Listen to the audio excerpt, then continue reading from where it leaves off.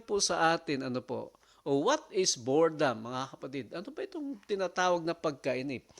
Ang boredom is characterized by a state of dissatisfaction. Yun bang panahon na parang hindi ka na nasisiyahan, ano po, sa mga nangyayari sa iyong buhay, mga kapatid, nabuboard ka na, or restlessness, yung parang routinary, mga kapatid. Araw, gigising ka ng maaga, bihis, kain, alis, punta sa work, pagbalik, ganon ulit, mga kapatid. So, sa routinary work mo, araw-araw, ganyan ka lang lagi. Let's say, for example, in a month, or a couple of months, or sabihin natin in a year, no, alam niyo po, pagka hindi kayo magbabakasyon mula sa inyong mga trabaho, talagang lalo kang ma-burn out, sabi nga ng iba. Restlessness, ano? Or weariness resulting from a lack of mental or physical stimulation. Pagka wala ho tayong iniisip na magaganda, hindi tayo nagbabasa, hindi tayo nag-aaral ng salita ng Panginoon, mga kapatid, mabuboard ka rin. Pagka wala tayong physical stimulation or exercise, lalo na mga kapatid, nakaka-board ang buhay. No, ha? So it is often described as a feeling of monotony. Yan, monotony ba? Paulit-ulit na lang. No, tiresomeness. No, nakakapagod. Or disinterest in one's surroundings or activities, mga kapatid. So, araw-araw, nandyan ka na lang.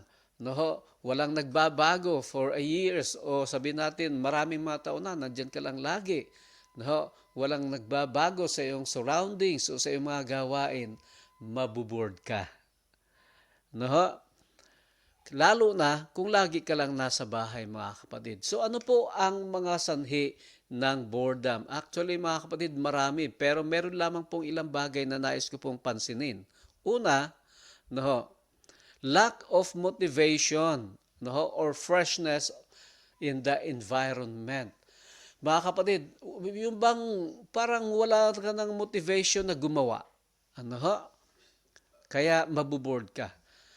Yung freshness in the environment, yung hindi nagbabago ang yung environment. Kaya nga po napakainam, ano ho, kahit sa ating mga kapatid, ano ho, ng mga senior citizens, lumabas-labas ka rin po. Ano ho?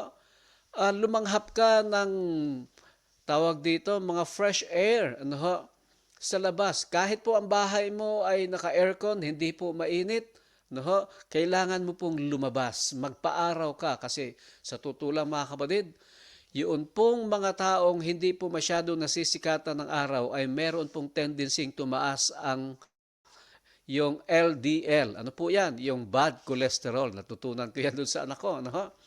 So, kaya kailangan ano po, labas-labas din pag may time. Yan. Okay, so causes of, yan, katulad ni RJ ngayon, o lalabas na at magja-jogging na. Ano? Ay yung causes ay repetitive or unchallenging task. Ano ho? Yung paulit-ulit na lang na ginagawa, parang hindi na challenging, mga kapatid. Ganito na lang balagi. So, kaya nga po, pagka meron po mga challenging task, tanggapin mo. Kung dati-rati, mga kapatid, ay nagbabasa lang tayo ng Bible at sa kababasa natin, hindi na tayo na-challenge. This time, memorize the Bible. O, di ba? Oho. Di, hindi po magiging bored ang buhay. And then, another cause ay yung tinatawag na insufficient mental or physical engagement.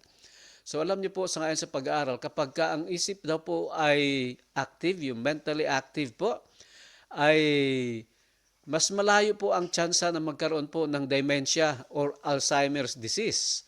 No? Kaya nga po ay engage your mental o your mind ano po in memorizing the Word of God, mga kapatid. Unfulfilling monotonous activities, yan mga causes po yan ng boredom. Yung feeling disconnected or isolated, mga kapatid. Kasi nga ho, ay parang ano ho, ang akala natin, lalo na doon sa mga magulang ano ho, na hindi na po kasama ang mga anak. Alam niyo po ba, mga kapatid, na mas malakas po ang boredom dyan?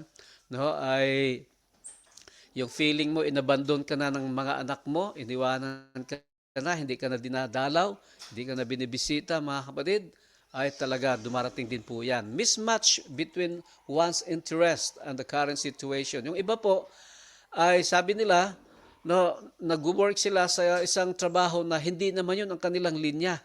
Pero kailangan lang nilang gawin. Alam niyo po, mabuboard ka rin dyan. Ano ho? Yung feeling of lack of control, ano po, sa mga nangyayari, unable to find meaning or purpose in their activities, mga kapatid. Yan po ay mga causes of boredom. So the question is, if you are going through in some of these causes of boredom, how are you going to overcome it, mga kapatid? Paano ba natin mapapanagumpayan yan? Kasi sa totoo lang mga kapatid, kapag ka nandito ka sa kalagayang ito na nabuboard ka, mas malapit ang kaaway. Mas madalas tayong matukso, mag-isip at gumawa ng hindi kanais-nais na mga bagay. So, kailangan po nating ma-overcome ito. The question is how to overcome boredom. Meron pong ilang mga bagay. Actually, marami po. Pero this time, ako'y magbabanggit lamang ng iba. Una, no po, ay gawin mo kung ano yung magagawa mo ngayon. In Ecclesiastes 9:10, whatever your hand finds to do it with your might. Ibig sabihin mga kapatid, maliit or malaki man yan, na magagawa mo ngayon, huwag mo na ipagpabukas. Gawin mo na ngayon. No? At do it with your might. No? Ibig sabihin ay isipin mo na ginagawa mo ang mga bagay na ito, no? Para ika nga po'y unang-una magkaroon ka ng fulfillment sa iyong buhay, mga kapatid. So, be careful. Sabi po ng Ephesians 5:15-16, be careful how you live. Don't live like fools, but like those who are wise. Make the most of every opportunity. Yan. Huwag nating palagpasin ang anumang mga pagkakataon na tayo ay makapaglingkod, makagawa sa ating kapwa at sa atin pong Panginoon. Maliit or malaki man ang ating magagawa, mga kapatid. Let's say just for example, ay sa araw na ito, kahit na maliit man yan, mag-share lang ng ating link sa kanino man, mga kapatid. Tapos ay merong mabibless na mga tao doon sa isinare mo. Wow! That is making the most of every opportunity. Kaya there will be no bored moments. Alam niyo po, ay natutuwa ako sa misis ko kasi mahilig din po yan na mangumusta sa kanyang mga friends, mga kaibigan. Lalo na po yung medyo matagal-tagal na po na hindi niya nakakausap. Kinukumusta niya po yan, mga kapatid. So, tinatawagan, pagka minsan mini-message, minsan ay pinapadalhan ng mga magagandang messages. At it so happened na marami po talagang nagpapasalamat kasi during these times na when my wife make a way in contacting them, mga kapatid, just those were the times na down sila. At sila nga po ay nagpapasalamat sapagkat nga po'y merong kapatid or kaibigan na nakaalala sa kanila at magpasiglas kanila. So ganun din po yun, mga kapatid. So kahit nasa bahay ka lang, let's say for example, pero meron ka pong makokontak, para sila nga po to make sabihin natin a change in their lives, make the most of every opportunity, mga kapatid. Okay?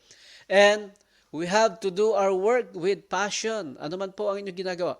If you are in your workplace na parang hindi mo gusto, change your mindset. Mga kapatid, mahalin mo yung trabaho na yan. Do it with passion. And mawawala po yung boredom. Hindi ka po mabuboard. Ano man ang iyong gawain, maliit or malaki man, sa tahanan, sa opisina, sa community, kung nag-aaral ka man, kahit ano yan, do it with passion, mga kapatid, para ma-overcome mo po yung boredom. And alalahanin po natin, mga kapatid, maigsi lang ang buhay. The brevity of life. Hindi po tayo mabubuhay ng magpasawalang hanggan sa lupang ito. Tayo pong lahat ay lilipas din sapagkat ang ating tahanan ay nasa langit. So, kaya nga po, isipin natin na we will be passing this way but once. So if there are things or any good things that you can do today, No, never put up till tomorrow. Do it today. No, gawin na natin ngayon. Huwag na natin pagpaliban hanggang bukas sapagkat maaring hindi na natin yan mababalikan. There was a doctor, mga kapatid, in the city. Ito pong isang doctor na ito ay busy pero meron po siyang best friend. Ano ho? Minsan, naalala niya, ano kaya kumustahin ko yung aking best friend? Kaya lang mga kapatid, every time na naisip niyang kumustahin yung kanyang best friend, ano ho, puntahan or tawagan, lagi po siyang nabibisi sa kanya pong clinic. No, lumipas ang sumunod na araw, sabi niya, tawagan ko nga siya ngayon. No, pero maya-maya meron siyang maiisip na gagawin. After a month, mga kapatid, na lagi niyang araw-araw na iniisip na dalawin ko yung aking kapatid. Alam niyo po mga kapatid, mas unang dumating ang dalaw sa kanya, no, ng kanyang ng isang masamang balita. Bakit po? Sapagkat sabi niya, lumipas na yung kanyang kapatid, yung kanyang best friend. Namatay na po pala mga kapatid. Namatay na lamang, hindi pa niya nadadalaw. Samantalang araw-araw niya pinaplanong dalawin. No? So kaya nga po, kung ano magagawa natin ngayon, now na mga kapatid, gawin na natin sapagkat hindi natin hawak mga kapatid ang bawat sandali ng ating buhay. So kaya nga para maalis sa atin yung boredom, make yourself busy in doing God's work. Ang sabi po sa atin, Ecclesiastes 9:10, whatsoever thy hand find to do, do it with thy might, for there is no work, nor device, nor knowledge, nor wisdom in the grave whither thou goest. Mga kapatid, kaya nga po, anuman po ang magagawa natin ngayon, gawin mo na. Alam niyo po mga kapatid, sa isang taong busy na po sa paggawa ng mabuti, wala pong dull moments. Wala pong tinatawag na nakakainip na mga sandali. Wala pong sabihin po natin yan boredom, mga kapatid. Nabuboard lang po ang isang tao kapag walang ginagawang mabuti para sa kanyang kapwa at kapatid.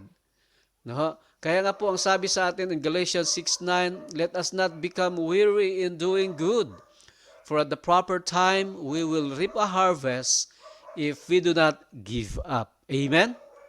Yes, mga kapatid, we are called to be busy as co-laborers of Jesus Christ. Kaya nga po, walang boredom, wala pong dull moments, walang nakakainip na panahon o oras o araw, buwan o taon sa atin kapag tayo'y busy sa paglilingkod sa Panginoon. Mga kapatid, I can testify